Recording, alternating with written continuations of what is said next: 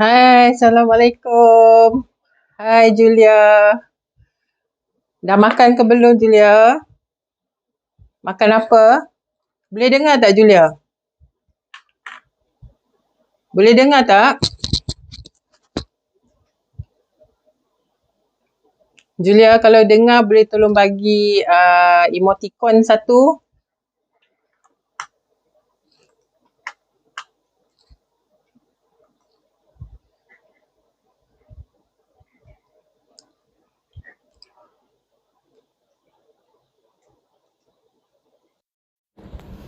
Julia, boleh dengar tak? Dengar? Okey. Okey, jelas. Okey, Alhamdulillah. So, thank you sebab masuk live ni. Dah makan tengah hari ke Julia?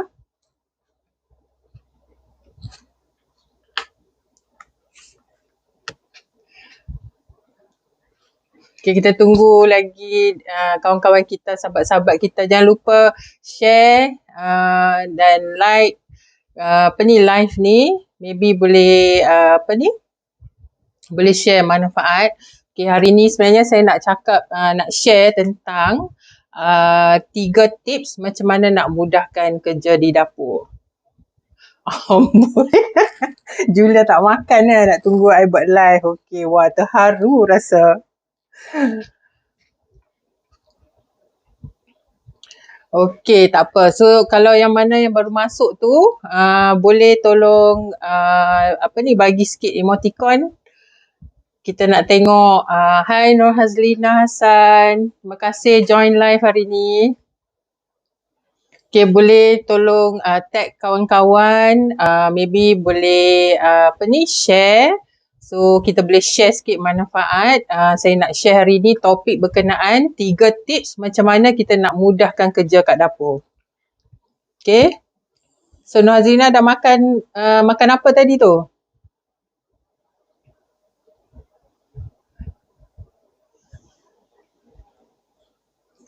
Okay, tak apa. So, saya tak nak buang masa. So, basically, sebelum saya mulakan, just nak share sikit. Hari ni kita nak cakap, saya nak share 3 tips. Tips mudah dan basic. Macam mana kita nak mudahkan kerja-kerja di dapur. Okay, ni especially relating to memasak lah. Okay, so sebelum saya proceed, saya just nak share sikit lah berkenaan diri saya. So, nama saya Aryani. So, berasal dari Pulau Pinang. Saya sekarang dah menetap di Shah Alam lah. Okay, so kalau dalam live ni you all dengar tiba-tiba suara I bahasa tu tiba-tiba tukar jadi logat Penang tu, minta maaf lah sebab chat memang orang Penang. Walaupun dah duduk dekat Selangor, tapi still logat Penang tu dia tergeliat sikit, dia lidah tergeliat, dia tak boleh sebab nasi kandar punya lidah lah. Okay. So, sebelum nak mulakan, maybe you all boleh tag kawan-kawan, boleh share, boleh like video ni. So, maybe diorang tak tengok waktu live ni, maybe diorang tengah kerja. So, later on, diorang boleh still tengok. So, kita boleh share tips ni dengan diorang supaya mungkin diorang boleh apply dan mudahkan kerja diorang kat ni lah. Oh Kak Ya, tak apa. Jangan beletiak sudah. InsyaAllah tak beletiak lah. Okay, sebab dah ada skrip ni. Dah ada skrip. Okay, so yang mana yang baru join, hari ni kita nak cakap, saya nak share sikit berkenaan dengan 3 topik macam mana nak mudahkan kerja di dapur. Okay, saya tahu dekat sini mesti ramai mak-mak semua dah memang level-level sifu lah. So basically ini memang sangat-sangat basic. Okay, sangat basic, tapi apa yang you all akan dapat sebenarnya pada penghujung video ni, insyaAllah you all akan dapat tips-tips yang sangat-sangat bermanfaat. Macam mana you all nak mudahkan. Kalau selama ni you all dah buat kerja tu dah mudah, kita insyaAllah hopefully you all boleh mudahkan lagi kerja ni. Okay, so okay, jom kita pergi, saya share dulu tips yang pertama. Tapi sebelum tu, okay, you all setuju tak dengan saya Selalunya kan bila kita nak buat kerja-kerja kat dapur, okay. Hi AA, hi, terima kasih join live ni. Okay, back to problem lah yang selalu kita encounter lah. Kalau especially orang-orang yang bekerja ni kan. So, the first thing kalau dia nak masak untuk anak-anak, balik kerja dah letih, sebenarnya kadang-kadang ada benda yang buatkan dia orang jadi turn off daripada nak memasak. Kadang dia rasa macam tak apalah, on the way balik ni aku pergi beli je lah makanan untuk anak-anak dengan suami. Ada tak yang macam tu? Kalau ada, cuba bagi sikit love. Nak tengok ada tak orang macam tu. Okay? Okay, sebenarnya based on survey saya, survey yang tak formal lah, survey yang tanya-tanya kawan ni lah kan. So, kenapa dua sebab utama kenapa orang jadi macam malas nak masak. Sebab first part yang nak kena prepare, maksudnya prep lah, nak prep bahan lah. Okay, so contohnya macam kalau katalah you all nak masak something yang sambal, so you all kena spend time nak prepare cili. Kalau Sengah pakai cili bo tak apa, tapi yang Sengah tu dia kata dia nak prepare cili sendiri contoh. So dia nak kena rebus cili, lepas tu nak tunggu sejuk, lepas tu nak kena kisar cili tu, then only dia boleh masak.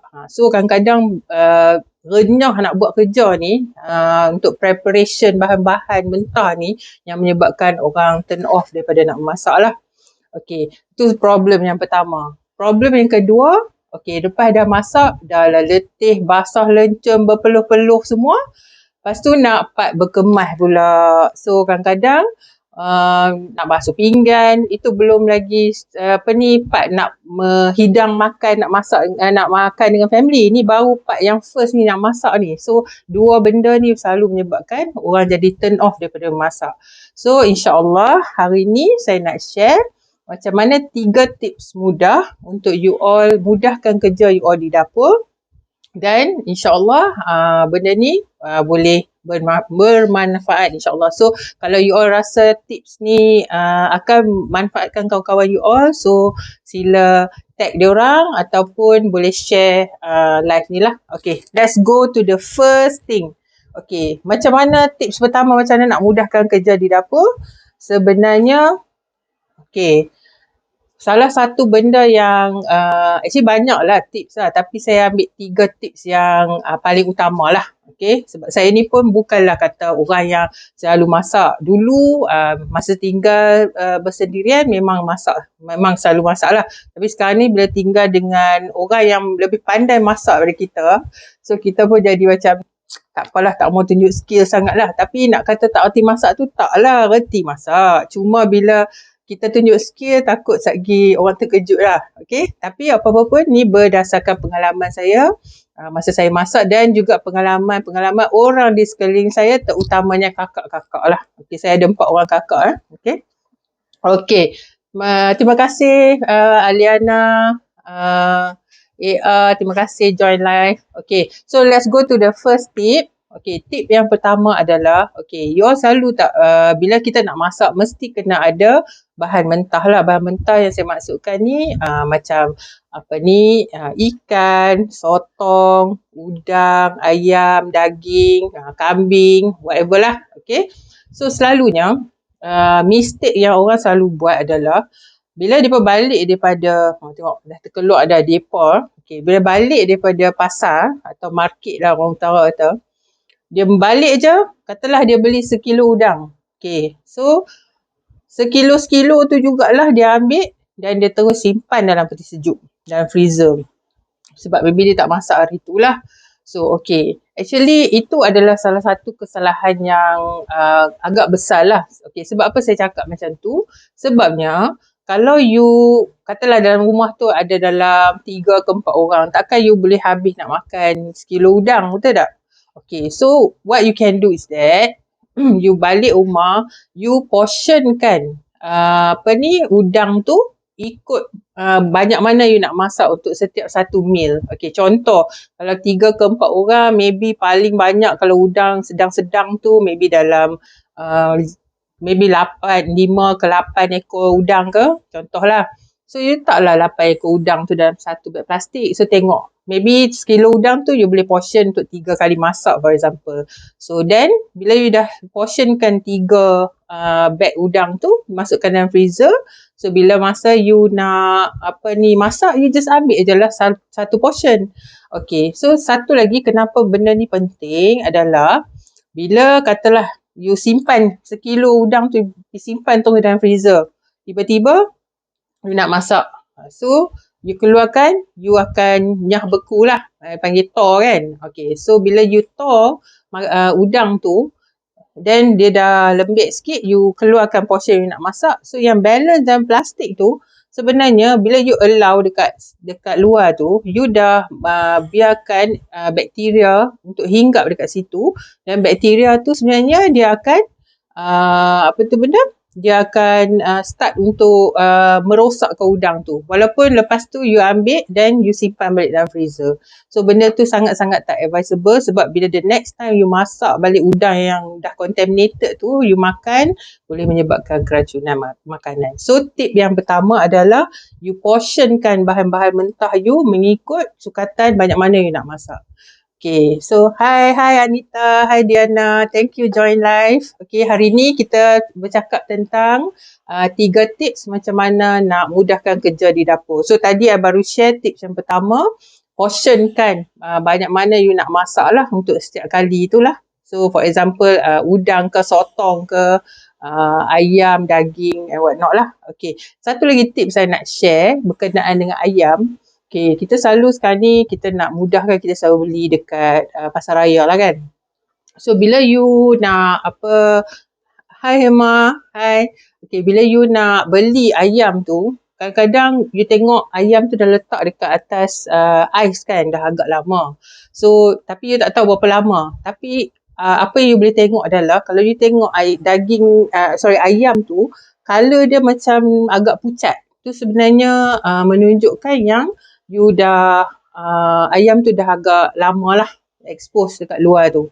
So takut bila you ambil ayam tu masak, nanti boleh menyebabkan keracunan makanan. So sometimes kalau you perasan, bila you beli tu, you bau sikit ayam tu, sebenarnya you dah start boleh bau busuk tu. So you kena very careful. Okay, so tips yang pertama, portionkan bahan mentah yang you nak masak lah, ikut berapa banyak. Kalau seorang nak makan, 2 orang nak makan, takkan you nak makan sampai sekilo udang, betul tak? So dan benda ni is very important. Okay, so kepada kawan-kawan, sahabat yang tengah on sekarang, tengah watch live ni, boleh tag your friends, boleh tag kawan-kawan, boleh share untuk diorang pun boleh dapat manfaat lah on the tips macam mana nak mudahkan kerja-kerja di dapur. Okay, so kita dah done with the first tip. So maybe you all pun ada tips masing-masing, maybe you all boleh share dekat sini dan kita boleh kongsi bersama dengan kawan-kawan yang lain lah. Okay, so first tip done. Okay, second tip adalah kita nak remember ada cakap tadi berkenaan dengan preparation bahan-bahan kisar sebelum you nak masak tu. Benda tu yang sebenarnya ambil masa yang lama, betul tak? So apa yang you boleh buat adalah you boleh preparekan bahan kisar you siap-siap. Okay, contoh selalu kalau kita talk about Asian food lah, yang kita duk masak hari-hari kan, kita guna halia, bawang putih, bawang besar, kita guna cili kan, cili kisar. So tip yang I boleh share dengan you all adalah you all kisar siap-siap setiap satu bahan tu. Jangan campur. Contoh macam halia, bawang putih, bawang besar tu. Saya tahu ramai yang kalau dia masak kari ya, contoh kari ayam ataupun kari daging, dia akan campurkan halia, bawang putih dengan bawang besar sekali kan. So tapi dalam balang yang you nak simpan dalam peti sejuk yang you dah kisar tu, you just separate kan. So bila you nak pakai, baru you campurkan portion dia. Okay, sebab apa saya cakap macam tu? Sebab tak semua masakan you perlu letak halia. Tak semua masakan you perlu letak cili kisar for example. So in order untuk memudahkan kerja you, contoh katalah you baru balik daripada pejabat, letak aja beg tangan, selalu mak-mak buat macam ni lah. Letak beg tangan, terus saja dia tuju kat dapur sebab dia nak masak untuk family dia, betul tak? So okay, imagine kalau you masuk ke dapur tu, tiba-tiba alamak cili kisar tak ada, halia tak ada, bawang putih tak ada, semua tak ada. So you akan ambil masa yang lebih lama untuk ni. Badan you dah penat dah ni. Lepas tu nak kena masak lagi. Belum lagi talk about berkemas dan berhidang. So bila you buat tip ni, you kisarkan bahan tu semua siap-siap, letak dalam peti sejuk. So benda ni akan really save your time. Nampak sikit je tip ni, tapi sebenarnya impact dia besar. Okay? Alright. So basically, itu tips kita yang kedua. Satu lagi I nak add on. Untuk cili kisar ni, ada owner restoran dia ada share dengan I lah. Okay, dia cakap, okay, contohlah kalau cili kisar, kadang-kadang setengah orang tak suka cili bo. I mean, nothing wrong with cili bo, tapi setengah orang dia prefer cili kisar contoh. So apa yang dia akan buat adalah, you akan potong-potong cili tu dulu kan, dan then you rebus. Okay, you rebus cili tu, lepas tu dia punya biji cili tu kan dia akan mendap ke bawah kan. So you just take the cili yang direbus tu, bila dia dah sejuk, you timbang dalam 500 gram. Lepas tu, you boleh timbang kuantiti air yang sama dalam 500 gram. Lepas tu, you campur dua-dua tu, you kisar. Okay. Kenapa benda ni, saya share tips ni? Sebab, kadang-kadang kita pakai agak-agak, betul tak? So, kita letak cili, lepas tu kita letak air tu, kita just simply je lah letak air tu. Kadang-kadang bila kita dah letak dalam peti sejuk, katalah kita letak cili kisar dengan balang tu dalam peti sejuk. So, bila kita nak keluarkan untuk masak, tiba-tiba you akan nampak macam ada ais dalam tu. Okay, sebab apa ada ais? Sebabnya ais tu terjadi daripada air yang berlebihan daripada cili kisar you. So, dia jadi macam bila you nak tumis tu, you dah ambil sikit you nak tumis, so cili kisar you tu jadi macam cair lah. So macam tak best lah. Tak best. So basically it's good kalau you boleh you boleh gunakan resepi ni lah. Restoran owner ni dia share. Okay. So 500 gram cili kisar dan 500 gram air. Okay. You kisar. And then kadang-kadang kalau ada biji cili yang terlebih sikit tu, you boleh campur minyak sikit dan you blend together. InsyaAllah jadi cun dan cantik. Okay. Alright. Thank you Anis. Thank you Azim. Join live. Thank you. Kalau you boleh dengar ke? Kalau boleh dengar, just bagi sikit emoticon. Okay. Love ke? Cewa. Okay. So basically hari ni kita tengah sembang tentang 3 tips macam mana nak mudahkan kerja di dapur. Okay. Alright. So kalau you all ada tips-tips yang you all boleh share, you all boleh juga share dekat ruangan komen, and then also boleh tag kawan-kawan, maybe tips ni boleh membantu dia orang. Oh, terima kasih lah siapa yang bagi banyak ni love ni. Love dengan like ni. Oh, thank you so much. Okay. Alright. Okay. So kita dah settle 2 topik, 2 tips, sorry. So sekarang ni tips yang terakhir. Okay. You all selalu buat kerja kat dapur kan. The turn off yang kedua adalah bila you dah buat masak apa semua tu, tiba-tiba macam alamak sedar-sedar dalam sinki tu penuh. Berlambak-lambak. Pinggan lah, senduk lah, perut belanga lah. Hai Kak Ros, hai. So bila banyak sangat benda-benda yang tak terbasuh dalam sinki, ataupun maybe you all nak tumis, katalah tumis pakai halia bawang putih, bawang besar tu, dah tumis-tumis, balang-balang tu semua ada dekat luar tu. So what you can do is that you wash and tidy as you go. Okay, contoh katalah dah pakai tu semua, you tengah tumis tumis halia bawang putih dengan bawang besar contohlah. So you dah pakai semua, dah keluarkan daripada balang tu, you tutup balang tu, terus masukkan dalam peti sejuk. So area tu dah clean. So tak adalah you macam at the end of the meal, masakan you tu, macam lauk tu nak siap tu, dah siap, tiba-tiba you punya kawasan dapur tu macam berkecah semua tu. So actually benda tu boleh peningkan kepala, so dia macam demotivate you untuk clean dapur you. So maybe you cakap, alah penat lah nak masak, tak apalah tinggallah dulu, nantilah saya kemas macam tu. So kalau boleh lepas you masak, sambil-sambil you masak tu you kemas. Lepas tu tengok ada benda dalam sinki tu, just keep on washing lah. So actually bila you buat macam tu, you buat serentak sebenarnya taklah membebankan. By the time you habis masak, dapur you pun bersih, you punya you punya barang-barang barang kisar tu semua you dah simpan dalam peti sejuk. Okay, so then itulah yang dimaksudkan wash and tidy as you go. So kemas dan bersihkan sambil-sambil masak tu lah. Hi Raisha, hi, apa khabar Raisha? Thank you join.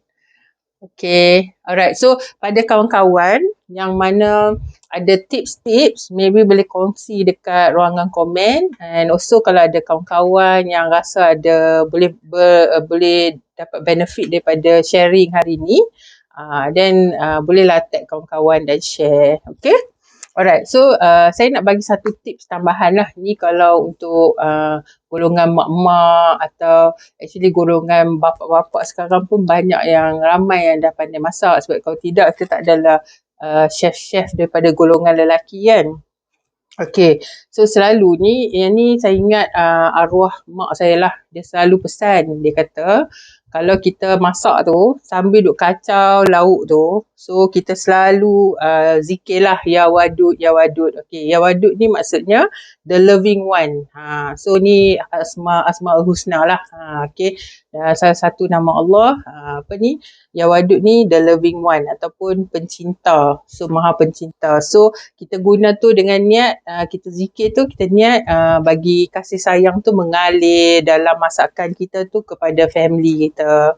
Okay, so kalau tak percaya you buat, sebab macam contoh golongan mak-mak lah. Kadang kita masakan mak tu macam simple sangat lah. Masak sardin lah, goreng telur lah. Biasa-biasa, tapi bila you makan tu ya semacam seronoknya, teringatnya mak masak sardin dulu. Padahal benda simple aja kan.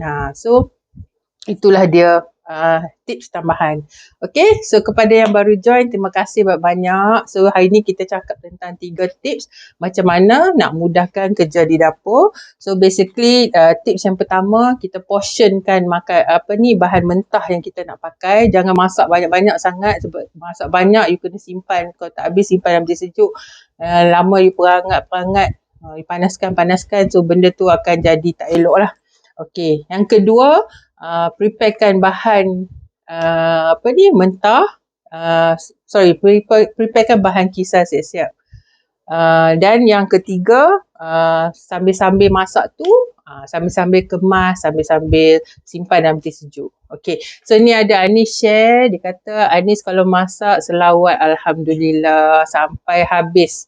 Alhamdulillah sedap ya, benda tu memang sangat betul. So of course you first you start dengan bismillah, you selawat, lepas tu you zikir lah apa-apa yang patutlah, insya-Allah mendapat keberkatan.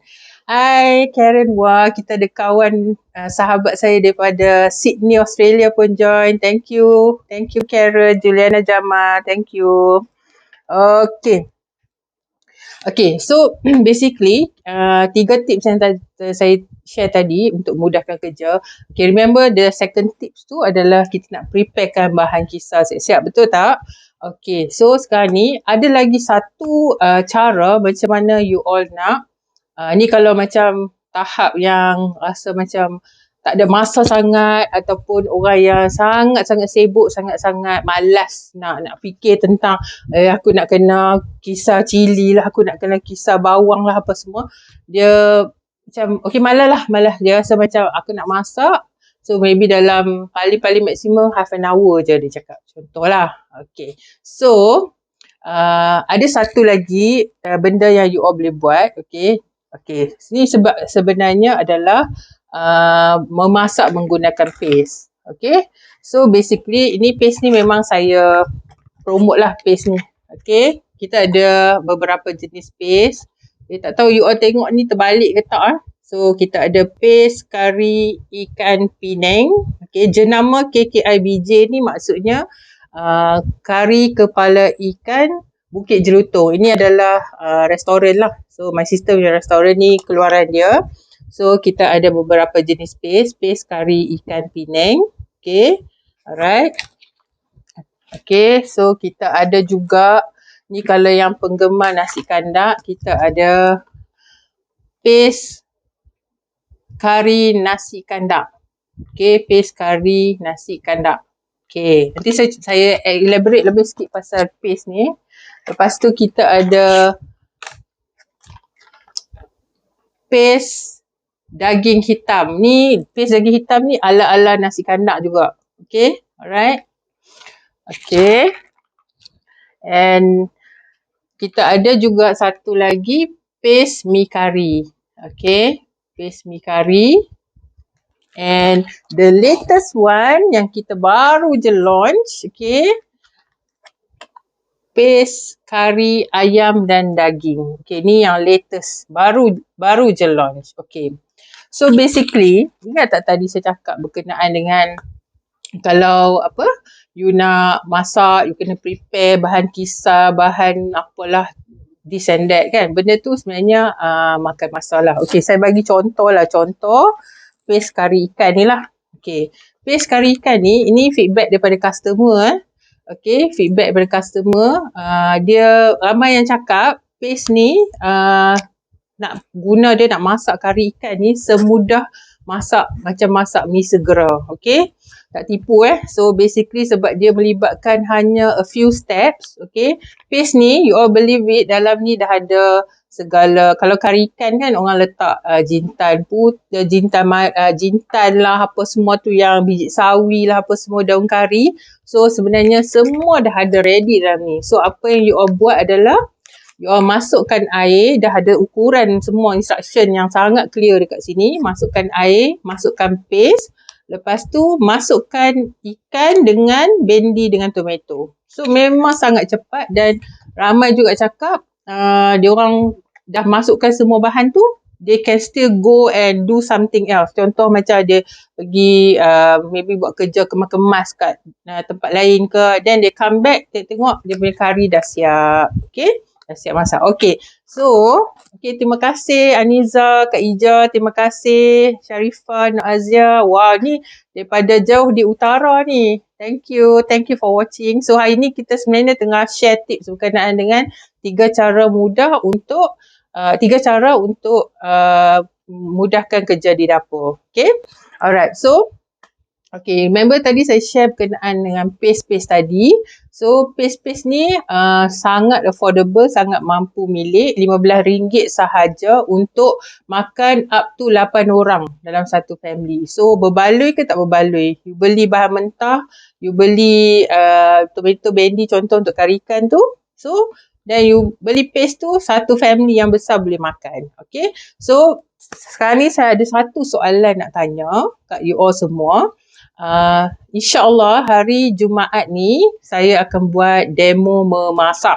Okay, so demo memasak insyaAllah lah dalam pukul 11 ke 12, 11 pagi atau 12 tengah hari. Nanti saya akan wawarkan di newsfeed saya.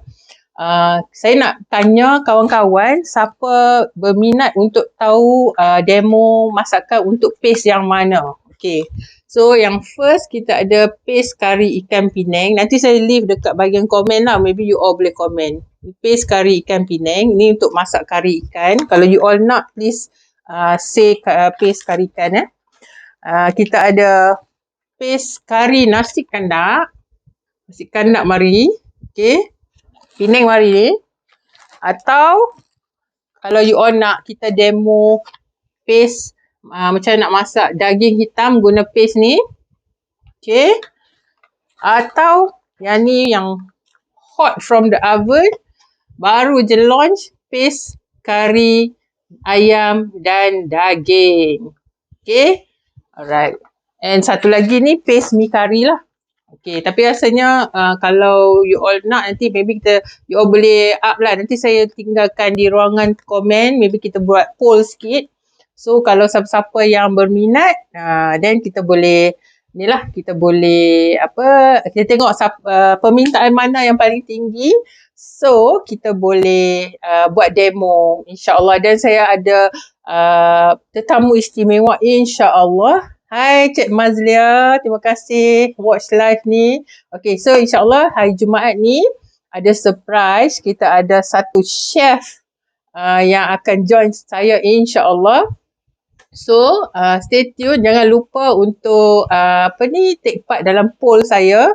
Kita nak tahu siapa sama ada you all nak kita orang demo masak untuk kari ikan Penang, atau kari nasi kandar, atau daging hitam nasi kandar, atau kari ayam atau daging, atau untuk mi kari. Okay, so nanti based on you all punya permintaan, dan kita akan tengok yang mana kita akan demo hari Jumaat ni. Okay, so you akan be so surprised to see sebenarnya guna paste ni sangat mudah.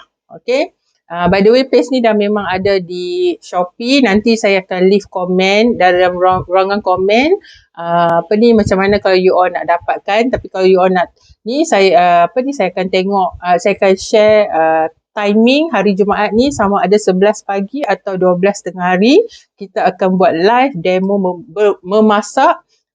Kita tengok dish mana based on you all punya permintaan. Dan dan saya ada tetamu istimewa, insya-Allah, yang akan join saya Jumaat ni. Okay, so terima kasih, ni kita ada kawan-kawan yang baru join. Hai Kak B, hai Rene, wow, all the way from Ipoh, hai. Okay, so nantikan saya akan buat saya akan war-warkan kita nak masak dish mana based on paste yang you all pilih, dan juga detail untuk live hari Jumaat ni. Okay, so terima kasih semua yang mana yang join live hari ni. So jangan lupa tag dan juga share kepada kawan-kawan. Maybe tips ni nampak mudah, tapi ia akan leave a big impact kalau you all praktikkan. Okay, so semoga ni pun jadi ilmu yang tak seberapa ni, jadi satu amal jariah untuk kita lah kalau kita share banyak-banyak dengan kawan-kawan semua. Okay, so I think that's about it untuk kali ni. Thank you so much semua sebab join live. Kepada yang tak dapat join live, maybe later dia orang boleh watch ni lah, recorded punya lah. Okay, so thank you so much. Okay, bye semua. Assalamualaikum. Bye bye.